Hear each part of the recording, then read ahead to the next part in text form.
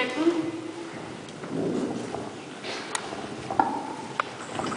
Just in response to what Paul said there, what strikes me is that what's happening here is that we have an official narrative, a Stormont narrative, and when people don't agree with that narrative, that's when people end up in jail.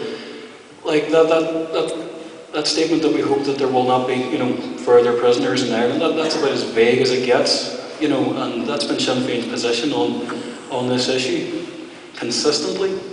Now, to me, what is going on here is we have the abuse of human rights, okay? The abuse of human rights that are emanating from Stormont, that are being carried out by Stormont's agents in the prison system, okay? And then we have this kind of wishy-washy talk about, well, coming from a party that claims to be Republican, it is hilarious.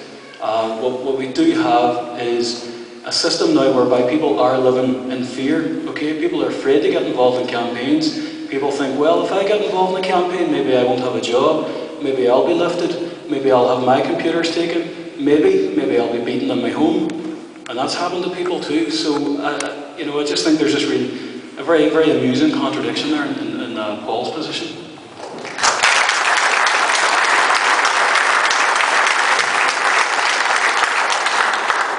One more speaker, please, and we'll sum it up.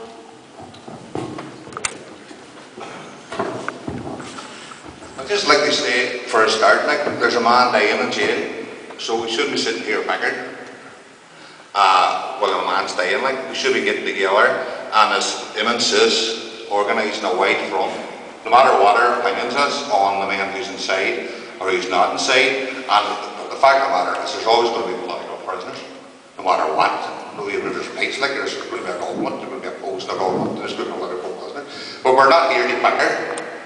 And what I noticed there's a good turnout here, of course there is, but there's a serious lack of ex-prisoners. And it's down to a lack of information. It's down because ex-prisoners have went in various directions, this way and that way.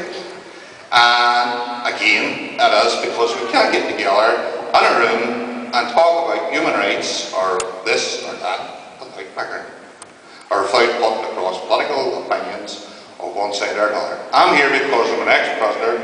I see what's happening in Maghaberry, and I've seen it happen in 1978, 79, 80, 81.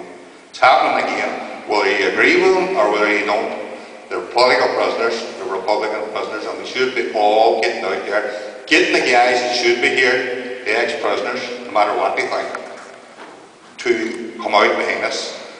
And that's all that we say.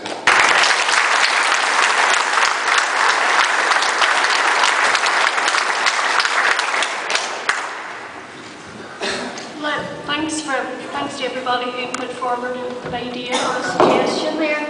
I think the suggestion that I've actually heard most is the need for a broad-based campaign. However, there are some who raise concerns surrounding that.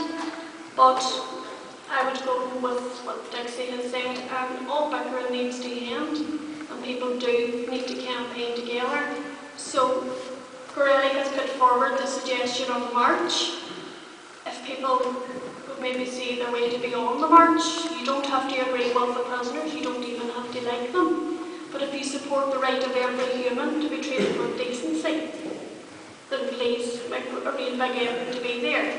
Now, I just see a wee hand at the back, and I'm going to let her in and make it an exception for Derry Dorning. And I'll tell you why, it's just about Brendan Wallace, right? Because I think we kind of had to overlook him a bit tonight. Now, we know what has happened up to date. He's been refused release and all the rest of it, and he is dying. The man is disabled. The man's deformed, actually. The man can't lift his nose, his hand to his nose to wipe his eye. He's in a terrible, terrible situation. And actually, after the doctor went on last Tuesday, he actually says that it's torturous that the last 18 months the man has literally been looking at the door of the prison cell. That's his viewpoint that he's had for the last 18 years. Now, a couple of weeks ago they came back, the review board came back a couple of weeks ago with the result that they says no. They said that was under the first part, that was a part of this review was in two parts. That was the first part, looking at the charities. Now they're due to come back on Friday with the second part of that review, which is on the medical condition. And at this stage, I'm making people aware that on Friday, that if Brendan doesn't get a positive result on Friday, I don't know where we go from here. You know, and I haven't got a while out of confidence in this review board, because they're made up of 90% of ex-RUC and ex-POA. That's what they're made of, this review body. Ford has not got the courage nor the commitment to make the decision. He has the power to make a decision to release that man. The man is dying as we speak. And I just want to make people aware that that's where Brendan Lillis' condition sits at this moment. And we need to do all we can this, in the coming week, actually. So we'll be in touch. Okay, right, thanks very much.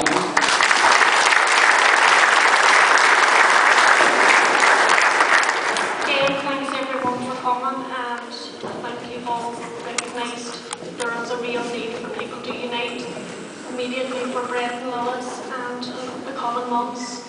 If you could leave here and even attempt to break the wall of censorship by informing people of what you've heard and ask them to do the same, that way people will start to become aware of how bad the situation is. Again, thank you.